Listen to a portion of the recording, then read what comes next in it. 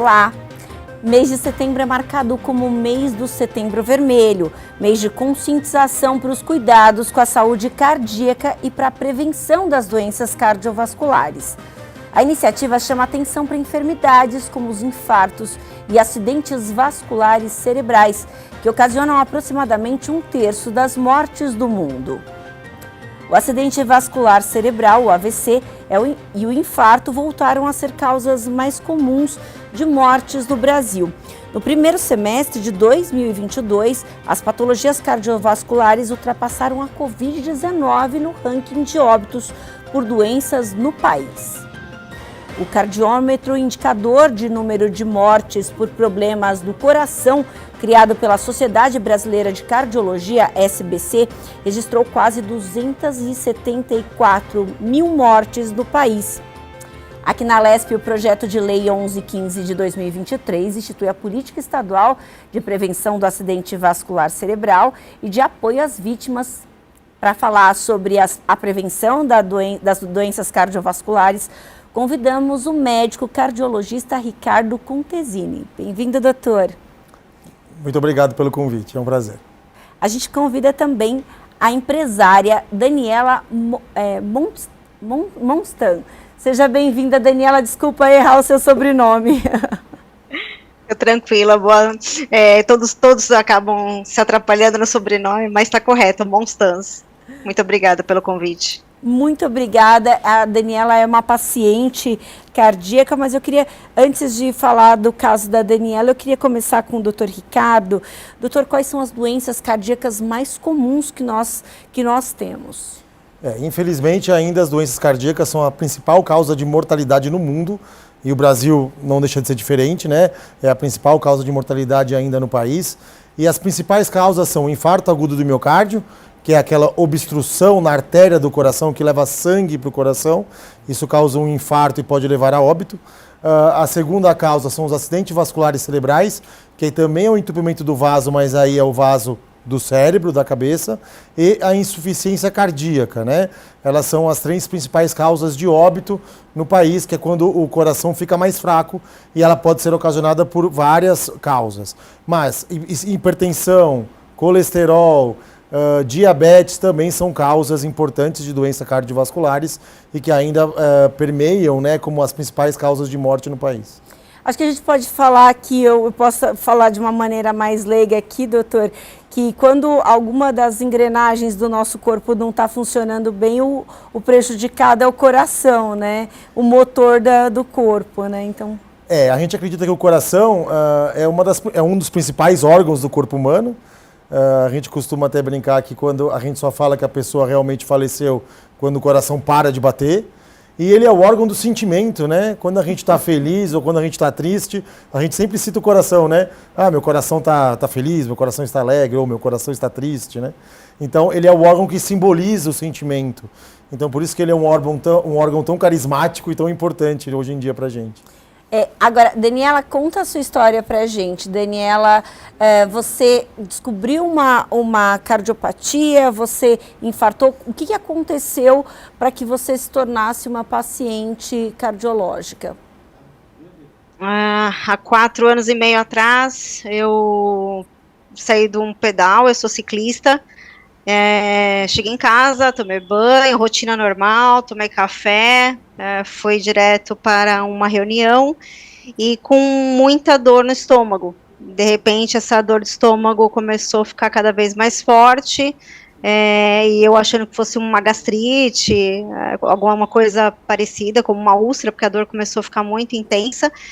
E na verdade, acabou que fiquei infartando por 4 horas e meia e fui descobrir isso dentro do hospital, onde tive que realizar um exame que somente através do exame de sangue, que foi alterado as enzimas, que me internaram, como estava infartando realmente.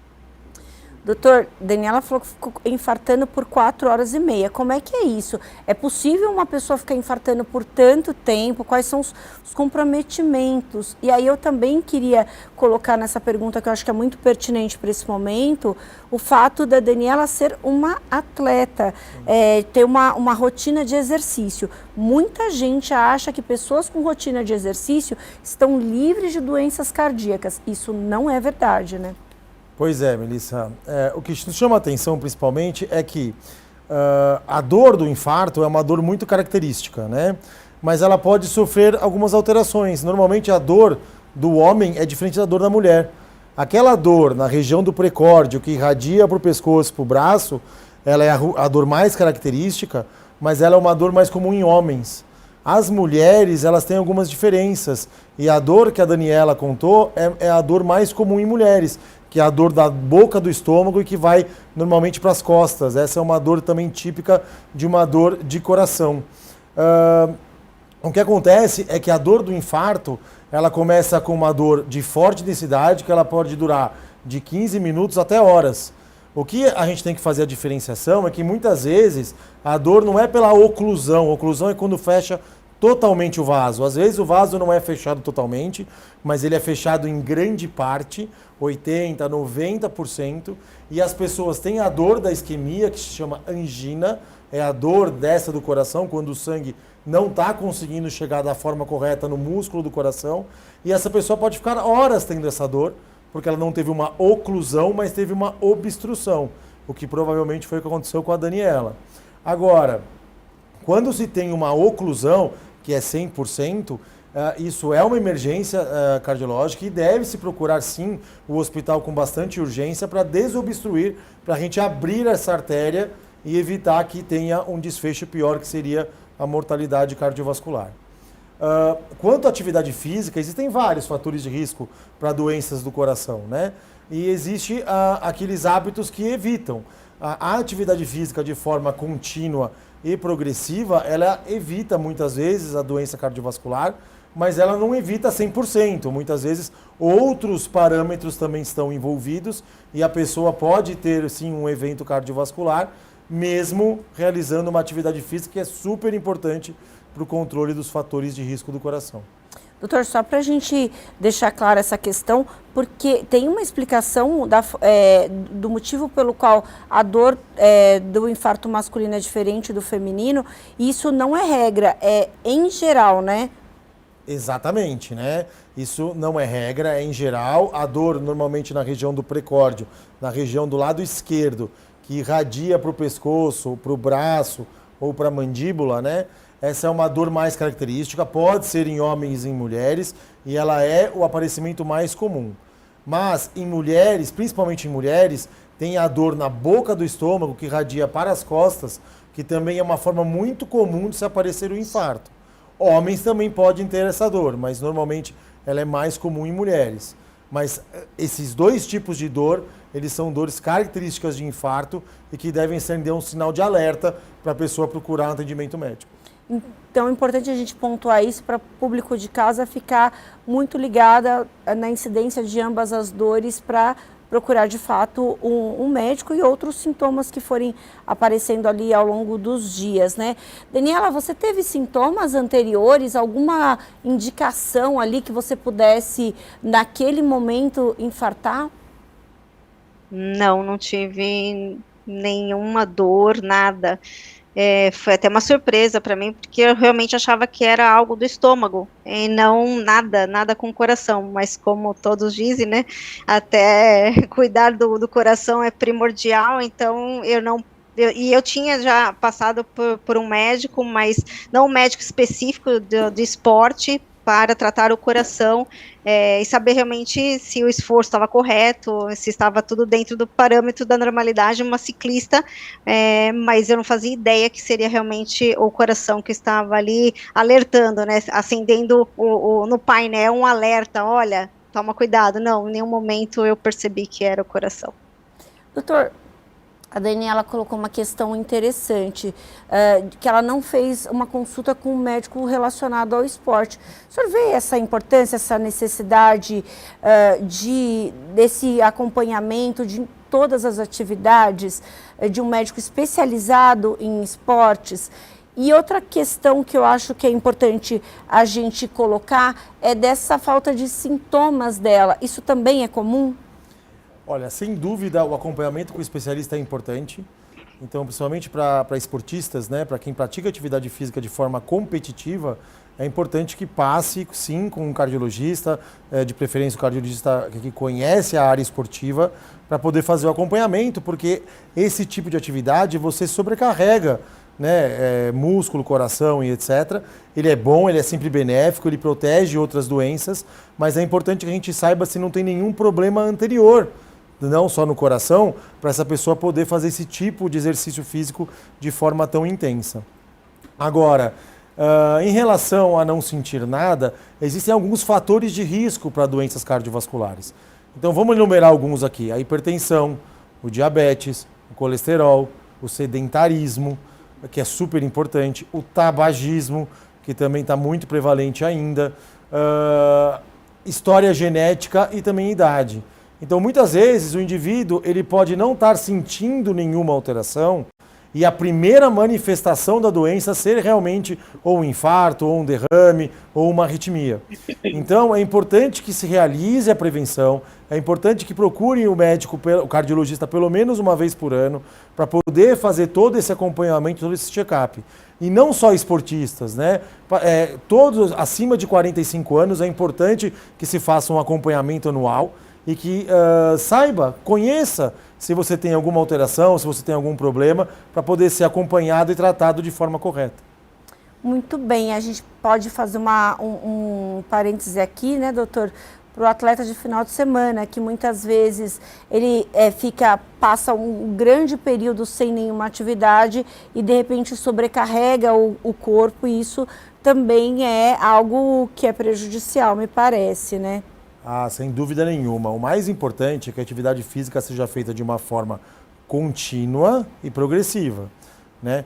Aqueles indivíduos que fazem o futebolzinho no final de semana, competindo com o cunhado, né? Que depois tem o chopinho, depois tem o churrasco, isso muitas vezes até aumenta o risco. A prática de atividade física ela tem que ser rotineira, 4, 5, 6 vezes por semana. Isso é que traz o benefício. Aqueles indivíduos que têm uma vida desregrada, muitas vezes fumam, comem errado, não realizam atividade física e chegam no final de semana querem fazer um esforço físico que não estão acostumados, isso pode, na verdade, prejudicar e não trazer benefício. Porque muitas vezes ele tem uma placa de gordura no coração que ele não sabe, ele tem uma hipertensão que está descontrolada, um colesterol que não está sendo cuidado, e muitas vezes ele tem alguma alteração dentro do coração que ele desconhece, e aí aquele esforço que ele acaba realizando de uma forma muito intensa, que não está acostumado, é o gatilho para algum evento cardiovascular. Muito bem, a gente não está demonizando aqui o futebol do final de semana, que fique bem claro, né, doutor? Exatamente. A gente só está dizendo que é importante ter a constância do exercício para que isso não sobrecarregue a máquina aí do coração e do corpo inteiro. Agora, Daniela, você mudou seus hábitos depois dessa situação que você viveu? Como é que foi essa questão da sua rotina de exercício, antes e depois do infarto, e também da sua vida de um modo geral? Eu imagino aqui que esse seja uma situação que cause um impacto não só para a sua vida, mas para quem está em torno de você, né? Sim, verdade. Desculpa. Verdade, impactou bastante, mudou, eu diria que 99,9%. Rotinas de esporte, após o tratamento, eu fiquei com mais vontade de fazer ainda melhor, e então eu praticava umas 4 vezes por semana o ciclismo. Hoje eu pratico 6 vezes na semana. A dieta ficou mais forte com isso. Antes eu tomava aquela cervejinha no churrasco no final de semana, eu cortei o álcool, então eu acreditei aí que parando com álcool eu conseguiria ficar ainda com uma performance maior no treinamento. Eu treino junto com coaching, né? São 200 mulheres E aí tem uma coach que ela faz minha planilha, onde a gente fez um trabalho todo focado para baixar o batimento em subidas, hoje é performance, eu faço provas, então eu falei, se eu cortar algumas coisas, eu acredito que eu vou ficar ainda melhor nisso, né, então, assim, eu digo e assino embaixo que dieta e as bebidas, assim, para quem quer uma performance, tem uma melhora 100%.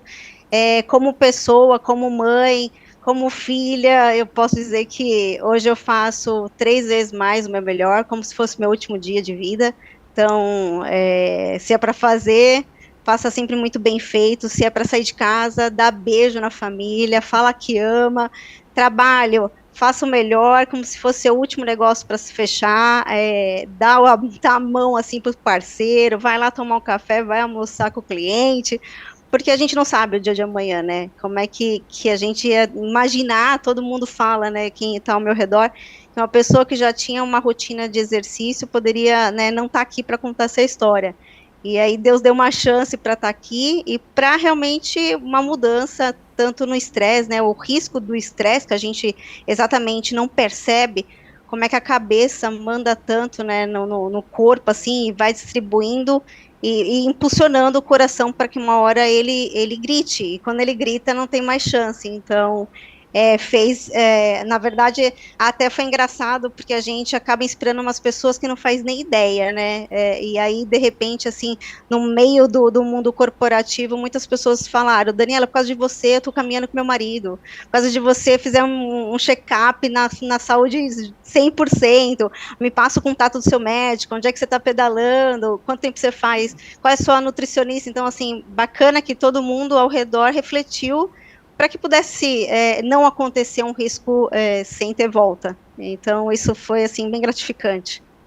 Dá um orgulho de ouvir a Daniela, né, doutor? Porque ela teve uma nova chance, graças a Deus, conseguiu, e que permaneça, assim, com muita saúde cada vez mais, e tem essa oportunidade de reestabelecer os laços com a família, com os amigos, com o trabalho. Isso é muito importante. E ela, de fato, aprendeu a lição e desacelerou talvez ali a rotina de trabalho para conseguir se dedicar a coisas que são realmente preciosas, né? Sem dúvida, olha que interessante, né? Então, a Daniela era uma paciente que fazia atividade física rotineira, não tinha muitos fatores de risco.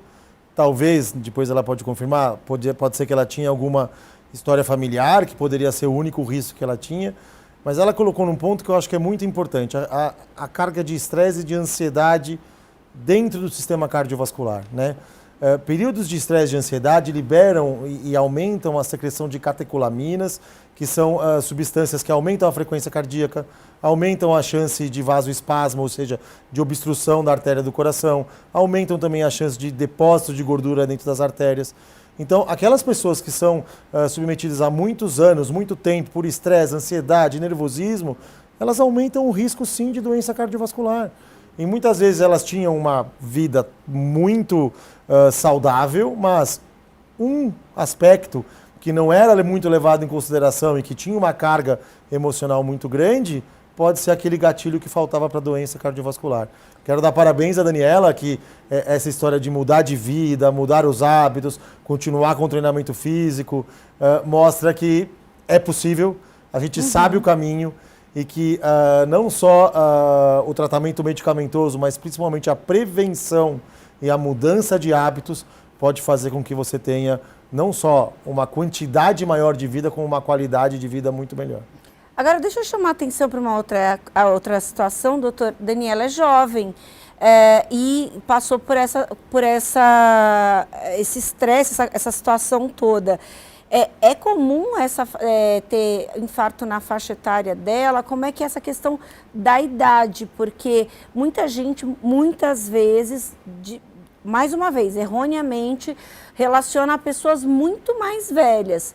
E ela prova que isso pode acontecer numa idade mais, menos idade, né? Então, eu queria que você falasse um pouco sobre essa questão da idade. Até mais ou menos 20, 30 anos atrás, a gente considerava que a idade de fator de risco era passando dos 50 anos. Depois baixou para os 40, mas hoje está aumentando muito o número de indivíduos abaixo de 35 anos, que a gente chama de infarto precoce, ou de doença arterial coronariana precoce. Está aumentando muito, não só no Brasil, mas no mundo, indivíduos abaixo de 35 anos com eventos cardiovasculares, seja infarto, seja derrame e outras alterações. Então, sim, a gente tem que tomar bastante cuidado.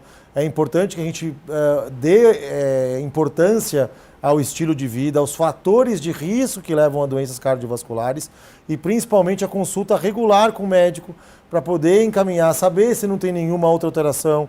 A gente fala muito, e isso é muito importante, que é o estímulo à atividade física desde jovem, mas é importante que também, mesmo indivíduos jovens, passem com o seu cardiologista, passem com o seu clínico geral, passem com o seu médico para saber até quanto pode fazer de atividade física, como deve ser orientado e também para poder saber se tem pressão alta, se tem diabetes, se tem colesterol ou se tem algum outro tipo de doença que possa ser controlado com alimentação, com atividade física e muitas vezes com medicamento também.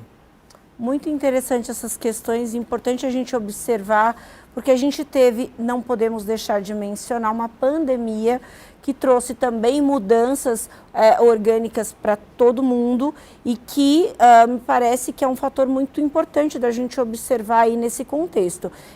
Tá certo isso, doutora? A gente tem que observar pacientes que tiveram Covid também com relação aos fatores de risco? Muito, Melissa. Então, esses 2 anos, principalmente, né, de lockdown, e as pessoas muitas vezes pararam de procurar os seus médicos, né, até por questão de restrição social. Muitos mudaram muito o estilo de vida para pior, aumentou o consumo de álcool, aumentou o consumo de tabaco, né, de cigarro, mudou muito a alimentação, muitos pioraram a alimentação. E o que a gente viu é que depois que teve a reabertura e que as pessoas voltaram a procurar, havia piorado vários aspectos em relação às doenças cardiovasculares e aí também entrando o quadro da ansiedade, da depressão, da preocupação com tudo que aconteceu. Então, sem dúvida nenhuma, foi um período que aumentou muito o risco de doença cardiovascular, não só pelo Covid, mas também pela questão que o Covid trouxe, né, do isolamento social. Então, isso é uma coisa que a gente está vendo, colhendo os frutos agora, vendo tudo o que aconteceu nesses anos pós-Covid. Já o Covid, por si só, ele pode sim dar alterações cardiovasculares. A mais comum é a miocardite, que é uma inflamação no coração que pode evoluir sim com arritmia, que pode evoluir sim com aumento de mortalidade por questões cardiovasculares, sem contar o aumento de trombose e de outras alterações que o Covid pode trazer além da questão pulmonar. Então, se você teve Covid, teve um acometimento importante da questão pulmonar, faça check-up, procure seu médico, faça os exames periódicos, porque isso sim pode trazer bastante benefício e evitar alguma história mais trágica mais para frente. Muito interessante esses 2 aspectos que o senhor traz, né? Que é a questão da falta de exames preventivos nesse período de isolamento e também o que efetivamente a consequência da doença, da infecção no nosso corpo. Então, quer dizer, de todo modo, procurar um médico nesse período é o mais importante, é o essencial para que a gente realmente tenha essa segurança. A gente tem um hábito, né, por exemplo, nós mulheres temos o hábito de irmos periodicamente ao ginecologista e tem ginecologistas que perguntam de outros aspectos e acabam encaminhando para outras especialidades. Isso é muito importante. Também quando o seu médico tem essa visão mais ampla, é muito importante para que a gente consiga, para que ele consiga ali dialogar com outros colegas médicos e te entender como paciente, né? Agora, é importante que se faça, se você não tem... você some esse hábito na sua vida, né? E principalmente os homens. Eu acho que os homens têm esse problema de fazer essas consultas periódicas, né, doutor? Infelizmente, para os homens é um pouquinho mais diferente. As mulheres, até por conta do preventivo da ginecologia, elas acabam se cuidando um pouquinho mais. Mas isso está melhorando, viu, Melissa? Eu acho que os homens estão procurando um pouco mais, o clínico, o cardiologista. Eu costumo brincar que o homem só vai no médico quando ele sente alguma coisa, e normalmente é o coração. Então, que nós cardiologistas, a gente tem que ser um pouco um médico de família, um médico generalista, até para poder ver outros aspectos de check-up mesmo. E o que eu acho que é um alerta que a gente tem que deixar, que é muito importante, depois a Daniela pode até comentar, se ela se achar confortável, é que 99% ou mais de todas as doenças cardiovasculares, elas podem ser detectadas com exames preventivos. Eu acho que isso é super importante. Então, se você faz um check-up, se você faz um acompanhamento, se você acompanha os fatores de risco, você consegue detectar a maior parte das doenças cardiovasculares e já iniciar um tratamento precoce. E que eu não estou dizendo que é tratamento medicamentoso, né, Melissa? São mudanças de estilo de vida. Muitas vezes você já começa a detectar a alteração já muito antes, em idades mais inferiores, mas você já faz um programa de acompanhamento, de check-up, de tratamento, que você evita mais de 99% das doenças cardiovasculares. E digo mais, doutor, quando a gente observa esses sinais que o corpo dá, já tem uma rapidez muito maior de buscar um atendimento médico, porque você já está acompanhando. Isso também, quando você chega a um pronto-socorro e você fala que você já tem um indicativo, também é um atendimento que vem muito mais rápido. Então, são vários os fatores aí que podem ser somados. A gente vai para um rápido intervalo e o Alesp em Pauta volta já já.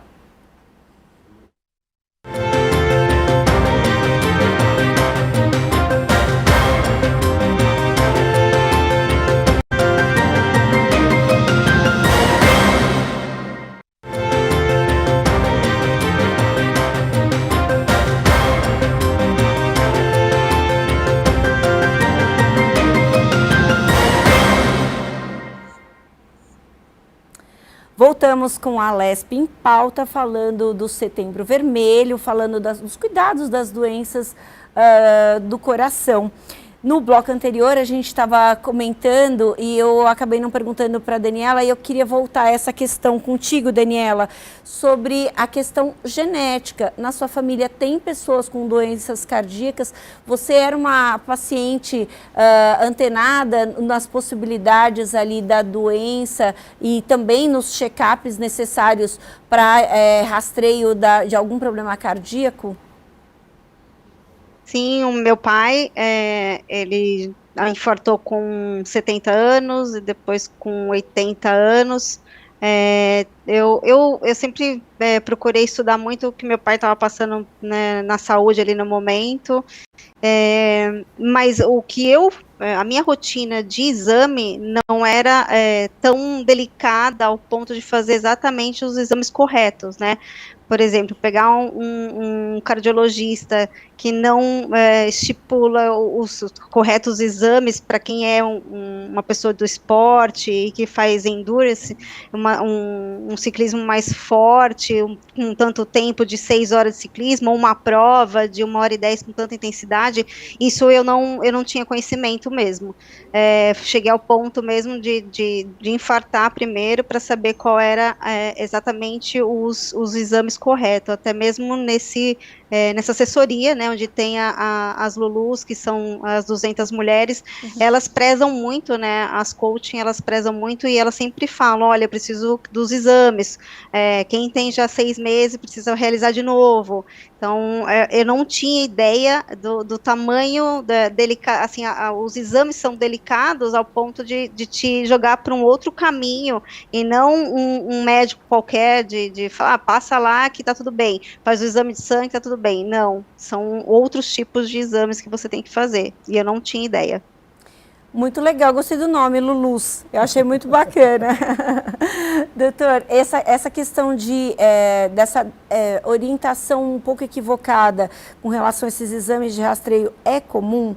E aí, doutor, eu queria incluir também um outro questionamento aqui, é que a gente tem tanta coisa para perguntar que vamos perguntando tudo de uma vez, né?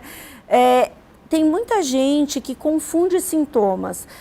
Os gases, por exemplo, é um que é muito comum as pessoas confundirem e acabar deixando de ir ao médico achando que são só gases e, na verdade, é um princípio de infarto. Como é que é isso? E é possível, isso é um mito mesmo? É possível fazer essa confusão? Como é que é essa questão desse momento ali de necessidade de ir para o hospital? Olha, em relação às especialidades médicas, eu costumo dizer que é como se fosse uma outra profissão, né? Então, assim, é importante que você faça o acompanhamento com os médicos especialistas de cada área. Então, se você já tem um problema de coração, não adianta uma mulher, não adianta passar só com o ginecologista. É claro que o ginecologista vai saber encaminhar para alguns exames, etc., mas não é a especialidade e aquilo exatamente que ele faz. Mas eu acho que o grande alerta pelo menos passe com o seu médico, tenha um médico, faça um check-up, pelo menos uma vez por ano, faça algum atendimento, que ele vai saber te orientar mais ou menos para qual área você deve seguir ou se deve fazer algum outro tipo de acompanhamento ou algum outro tipo de especialidade. Agora, quanto aos sintomas, é super importante, né? Acho que a Daniela acabou falando logo no começo do programa que a dor dela era uma dor no estômago, que ela achou que era só uma gastrite e que ela demorou para procurar o hospital, acabou esperando ficar insuportável para poder procurar. Eu acho que a gente tem que prestar muito atenção no nosso corpo. O corpo mostra, o corpo fala, e você tem que dar valor aos seus sintomas. Então não é porque você está com uma dorzinha no ombro, que você fala, eu acho que é porque eu dei uma distensão no ombro. Não, vá procurar, vá saber. Né? Se você faz um acompanhamento rotineiro, se você presta atenção no seu corpo, se você faz os check-ups de rotina, você vai saber o que é normal, o que não é. E sentiu alguma coisa diferente, está preocupada, procure seu médico, né? O que eu acho que é a grande lição, Melissa, é a gente não esperar ter muito sintoma para poder procurar o médico pela primeira vez. Faça o seu acompanhamento. Não é só procurar o médico quando já tem um problema. Procure o médico para fazer a prevenção, faça a prevenção de uma forma correta, que vai ser muito mais difícil você ser pego de surpresa por alguma doença no final da história. Lembrando, né, doutor, dor não é normal. Então, assim, conforme... E outra coisa, muitas pessoas sentem as dores, acabam se automedicando, que é também um erro, e aí camuflam um problema que pode ser muito sério. A automedicação é um problema seríssimo. A automedicação não deve ser estimulada, pelo contrário, ela deve ser combatida. Muitas vezes a pessoa acaba tomando um remédio para uma coisa, acaba desregulando outra coisa. Muitas vezes ela não toma o remédio correto, ela não sabe dos vários problemas que isso pode desencadear. Então, nunca se automedique, porque isso realmente é um problema sério de saúde e pode trazer problemas, inclusive fatais, como uma alergia, como uma arritmia ou algumas outras alterações em decorrência de tomar um remédio de forma não correta. E pior, Melissa, às vezes você erra na dose. Então, superdosagens podem trazer problemas. Hipodosagens, quando você não toma a dosagem certa, você não está tratando a doença, então você muitas vezes fala assim, tratei, já estou bem. E não, você não tomou na dose correta, a doença continua avançando. Então, faça a prevenção com o seu médico e procure um profissional de saúde quando você sinta alguma outra alteração, porque isso é muito importante para o tratamento de forma correta.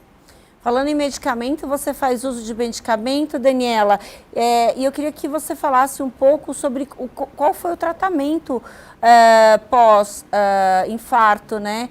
Como é que foram os dias após esse momento aí que você passou? Eu fiz o cateterismo no hospital, então não teve nenhum tipo de cirurgia, foi tratamento com remédio. É uma coisa que foi uma negociação muito forte com o meu doutor, porque eu não gosto de tomar remédio, então eu tive que fazer um tratamento deu mais ou menos 8 meses, o comprimido inteiro, uma vez ao dia, e depois a gente foi desmamando. Então eu sempre estava negociando com ele, doutor, vamos cortar pela metade, será que já pode, né? O doutor Contesini acabou de pontuar uma coisa importante, né? Então o muito, né, a dosagem, e pouco também, totalmente errada se você não tem um acompanhamento médico. Então a gente se falava todos os dias, eu e o médico falando todos os dias, podemos fazer? Pode fazer? Então Então, eu fui desmamando até o ponto que fui liberada para voltar ao esporte, depois de 6 meses. A medicação foi pela metade, depois foi retirada. Hoje eu não tomo absolutamente nada.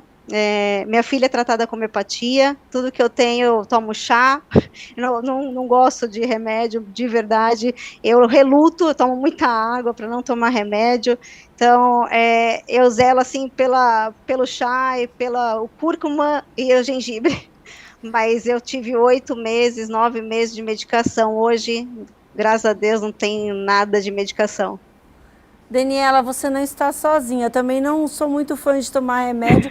Tomo, não acho que talvez você tenha um perfil mais radical do que o meu. Eu tomo, mas se eu tiver e eu não gosto dessa história de automedicação, nunca gostei. Eu acho que é bem complicado e pode realmente trazer um problema muitíssimo sério. Quero fazer um alerta, Melissa. Claro, é super por importante favor. que a gente fale isso. Quer dizer, olha como é importante esse depoimento, né? Ela tomou o remédio o tempo necessário que foi prescrito pelo médico. Eu costumo brincar que ninguém gosta de tomar remédio, obviamente, né? É muito mais gostoso tomar outras coisas do que remédio. Mas o remédio é super importante, muitas vezes, para você corrigir alguma alteração que tinha prévia, né? Para você poder voltar ao normal. Então, assim, não devemos demonizar as medicações, muito pelo contrário. Né? Então, remédio prescrito pelo médico na hora certa, quantidade certa, pelo tempo certo, é essencial para você poder reestabelecer a saúde em decorrência de algum outro evento que você não teve. Então, escute seu médico, e se tiver que tomar remédio e ele for prescrito, por favor, façam uso, porque é importante. Eu sou desse time aí, doutor. Eu fico esperando a prescrição médica, eu só não gosto disso de, mas está sentindo tal coisa, toma tal remedinho, não, vamos deixar o médico falar, sabe? Exato. Assim, prefiro dessa forma, acho mais saudável. Agora, um fator importante, Daniela, que a gente conversou aqui ao longo do programa é o controle da pressão arterial. Você faz esse controle, até por conta do seu pai, você faz esse controle? Eu comprei o aparelho, que eu esqueci o nome, o doutor deve me ajudar com o nome, o aparelhinho que a gente coloca tanto no dedo, o outro que mede, Oxímetro, então né? eu faço esse controle. O oxímetro e o esfigmomanômetro, né, que é o da pressão. Exato. Até minha filha brinca de médica aqui em casa, então, mas são raras vezes que eu faço esse controle, porque como eu uso a fita, né, cardíaca para fazer o meu esporte, então eu estou olhando desde as 5 da manhã até às 7 da manhã, já observei como que eu acordei, qual foi, se eu estava muito calma, se eu estava 60, se eu estava 50 com batimento, se tem um batimento forte, é porque realmente subiu, teve um muro para subir, então chegou a 180, mas o batimento ele tem que voltar rápido até 1 minuto, então eu estou sempre acompanhando, então eu tenho esses aparelhinhos mais para minha filha brincar do que ficar ali observando, porque eu meço todos os dias, então como eu treino todos os dias, eu sempre estou olhando isso.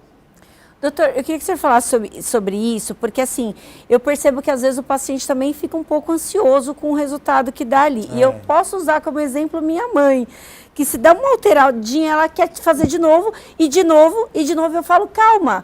Porque vai dar porque conforme vai dando alterado primeiro, ela vai ficando mais ansiosa, vai com certeza dando alterado as próximas vezes que ela for medir. Complicado. Exato, né? Olha aí a ansiedade mostrando o que ela faz no corpo do indivíduo, né?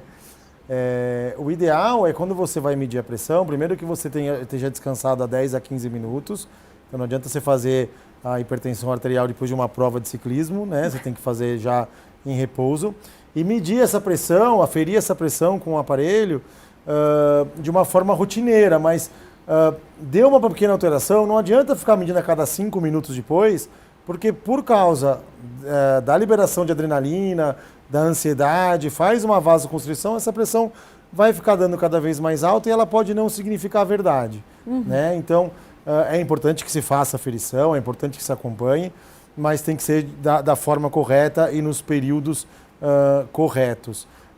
Eu achei bem interessante o que foi colocado, porque esses novos devices, né, essas novas tecnologias que a gente tem para avaliação, Melissa, isso é muito importante e veio muito para ajudar. né? A Daniela acabou falando da fita cardíaca para treinamento, isso é muito legal, porque a gente acompanha como que vai ser a frequência cardíaca durante o treinamento, então a gente consegue ter algumas ideias. Existem agora aqueles relógios que mostram também as arritmias. Do relógio também. Isso é muito bacana para pacientes que têm arritmia, a gente consegue ver real time, né? Exatamente naquele momento, quando a arritmia está acontecendo. E já existem os oxímetros que mostram a oxigenação, existem também aqueles aparelhos, umas camisetas que vem também o batimento cardíaco e o eletrocardiograma de rotina. Então, já existe muita coisa hoje que está ajudando a fazer essa questão de prevenção, não só aquela de ir no laboratório ou de ir para o hospital. Então, converse com o seu médico, tem muita coisa nova que a gente pode auxiliar na prevenção e na detecção de algumas alterações e de outras doenças. Tecnologia a serviço, né, do nosso corpo, doutor, muito bom. Agora, Daniela, você mudou sua alimentação, a gente sabe que esse também é um fator muito importante. E aí, quando eu falo você mudou a sua alimentação, de alguma forma é mudar a alimentação da sua família também, né? Porque não dá pra gente fazer o nosso separado, né? Como é que foi? Até da sua filhinha, como é que foi? Impactou bastante com o sal, o tempero, né? Até outro dia, sem querer, perdi a mão e a minha filha falou: mãe, você vai me matar de infarto. Eu falei: por quê? Mãe, você salgou o ovo de uma maneira. Eu falei: jura? Mas a gente acabou tirando até mesmo o azeite, assim, da salada. Minha filha, ela come alface sem nenhum tempero, então a gente começou a entrar numa rotina, assim, vamos tentar isso, vamos testar aquilo. Carne é uma coisa que eu não como já há um tempo, então você vai tirando, você vai percebendo, porque como eu faço uma experiência com o meu organismo mesmo, diário, então eu falo, hoje eu acordei, eu vou comer um ovo sem sal, comer uma banana e vou treinar para ver como é que eu vou me sair numa performance sem nenhum tipo, né, de proteína. Vou com a proteína. Então, isso a gente vai se entendendo, né? Você vai conhecendo cada vez mais o seu organismo, o seu corpo, e aí, principalmente no batimento, né? Se você tira o sal, você vê que aquele dia, seu batimento ele ficou numa média, assim, de 150, 160, com uma performance maior, mediante outras pessoas, que você vai no pilote, né, com todos os ciclistas, e numa velocidade de média de 40, 43. Então, uma média forte, um batimento que ele ficou baixo, e você começa a relembrar o que você comeu num dia anterior.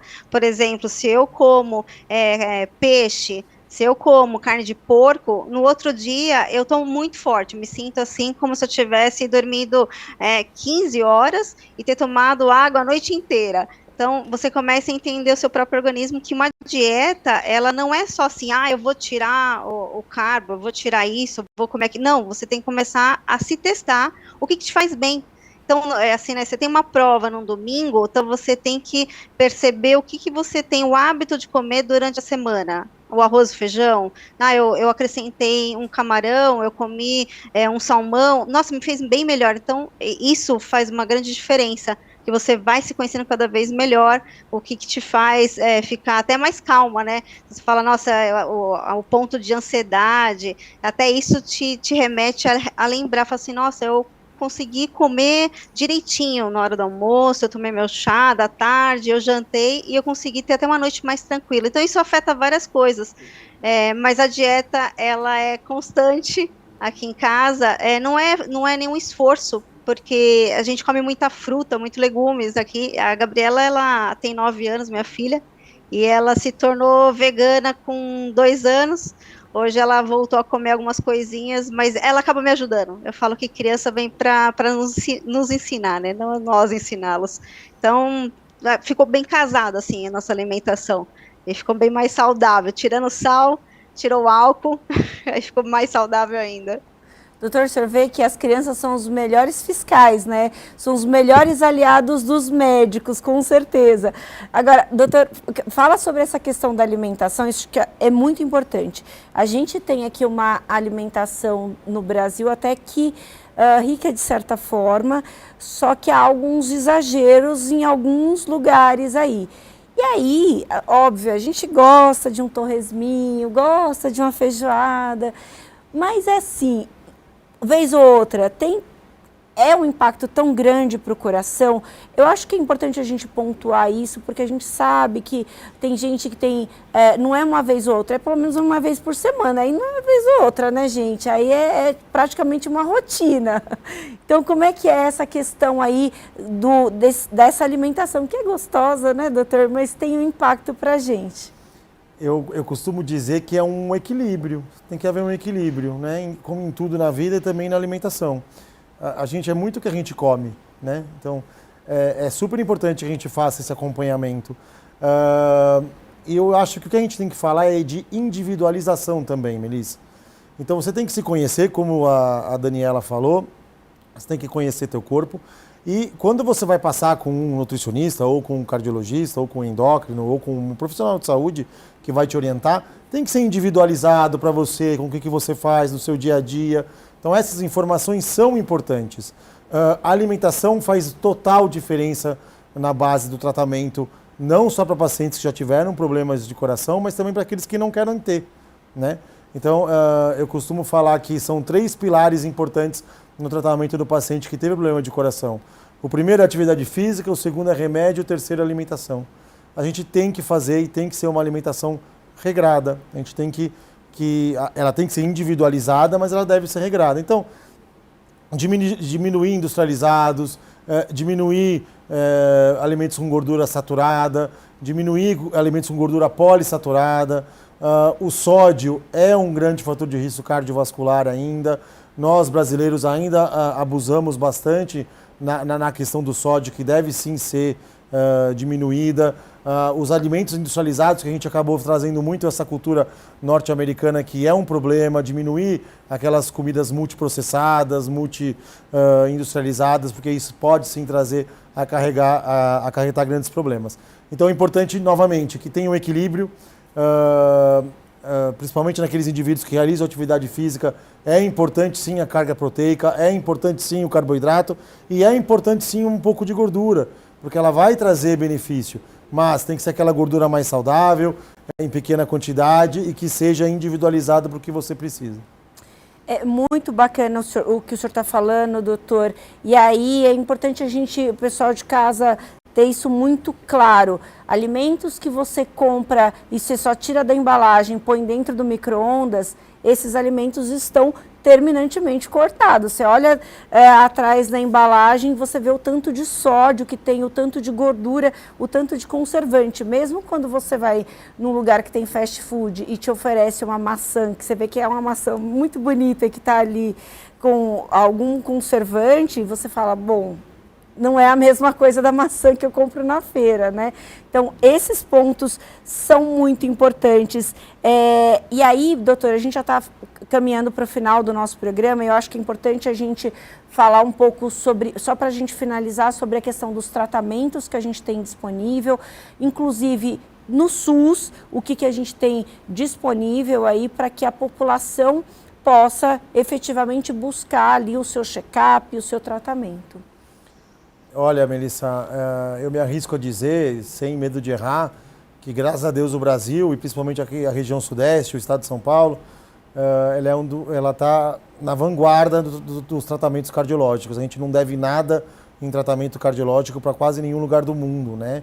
Então a cardiologia brasileira está muito avançada, a gente tem, se não todas, a grande maioria de material, de mão de obra especializada, de médicos, enfermeiros, fisioterapeutas, educadores físicos. Então a gente tem uma gama de profissionais que são muito bem treinados e sabem muito bem como tocar esse tratamento.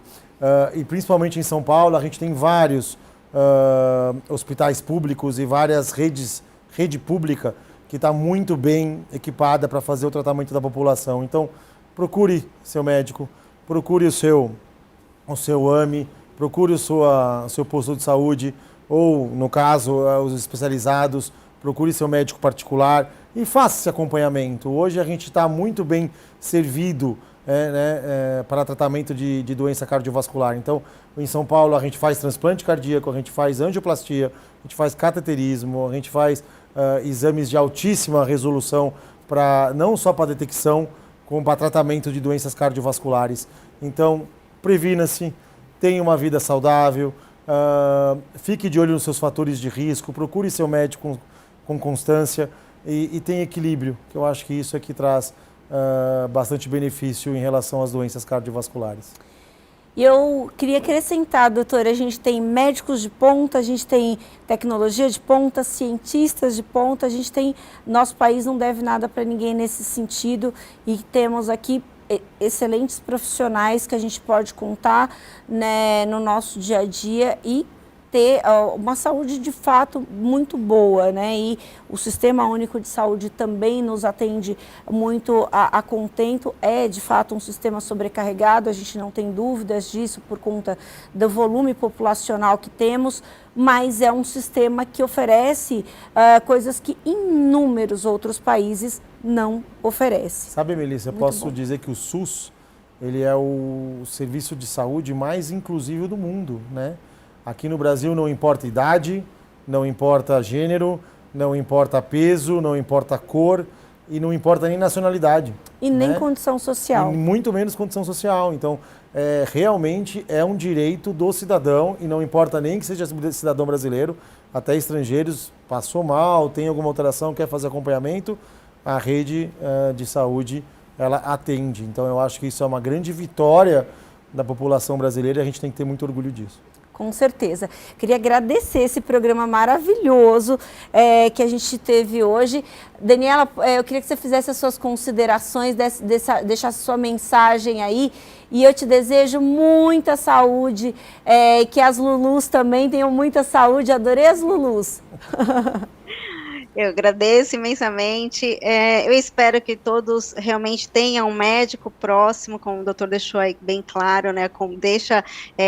Deixa um pouquinho de lado aí algumas situações paralelas e olha para si, olha para a sua saúde, faça os exames e vivam um presente, né? Porque hoje as pessoas estão muito focadas no futuro, quer descobrir. Se pensar no presente, vai ver que o presente é o presente de Deus para se cuidar, cuida do coração. Né? Vamos lá, vamos fazer um esporte, vamos caminhar, vamos correr. Muito obrigada. Obrigada, doutor. Obrigada, Melissa. Dançar e outras coisas, tem muitas outras coisas. Obrigada também, doutora, a disponibilidade de deixar a sua agenda, vir conversar conosco e trazer as informações, trocar informações conosco. Muito obrigada. É um grande prazer, estou sempre à disposição. Muito obrigado pelo convite. É muito bacana a gente poder conversar sobre isso. Eu acho que a informação é a principal arma que a gente tem para poder fazer a prevenção e poder diminuir, né, esses dados tão alarmantes, né, que é as doenças cardiovasculares, que infelizmente, apesar do nosso progresso, elas ainda são a doença que mais mata no país. Então, eu acho que a informação e o trabalho que vocês fazem é muito importante para a gente poder tentar diminuir e mudar um pouquinho dessa história.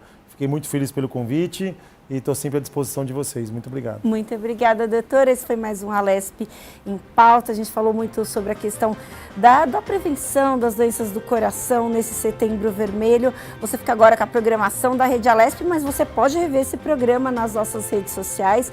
E você fica agora, então, com a programação da Rede Alesp. Muito obrigada e até a próxima.